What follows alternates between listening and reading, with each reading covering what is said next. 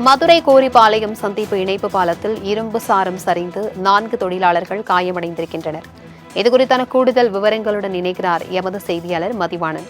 வணக்கம் மதிவாணன். பாலத்தின் இரும்பு சாரம் சரிந்து 4 பேர் தற்பொழுது காயமடைந்திருக்கிறார்கள்.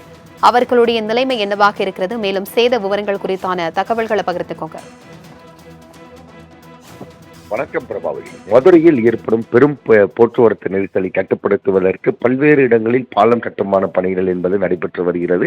அதனுடைய அடிப்படையில் தான் மதுரை கோரிப்பாளையம் பகுதியில் ஒரு நாளைக்கு மட்டுமே கிட்டத்தட்ட ஆயிரக்கணக்கான வாகனங்கள் கடந்து செல்வது வாடிக்கையான இருந்து வருகிறது. இந்த சூழ்நிலையில் அந்த இடத்தில் பார்த்தோமானால் 4 முனைகளும் சந்திக்கக்கூடிய இடம் என்கிற காரணத்தினால் போக்குவரத்து நெரிசல் என்பதும் அளவுக்கு அதிகமாக இருந்து கொண்டிருக்கிறது. இந்த போக்குவரத்து நெரிசலை சமாளிப்பதற்கு ஒரு பறக்கும் பாலம் அமைக்கப்பட வேண்டும் என்று பொதுமக்களுடைய கோரிக்கை என்பது நீண்ட நாட்களாக இருந்து வந்தது. இதனுடைய அடிப்படையில் தான் பொதுமக்களுடைய கோரிக்கையை ஏற்று தற்சமயம் பால கட்டுமான பணிகள் என்பது ஆரம்பிக்கப்படுகிறது. இந்த பால கட்டுமான பணிகளை பொறுத்தவரையில் கிட்டத்தட்ட 6 மாதங்களுக்கு மேலாக நடைபெற்று வரக்கூடிய சூழ்நிலையில் எந்தவித அசம்பாவிதங்களும் நடைபெறாமல் இருந்து வந்தது.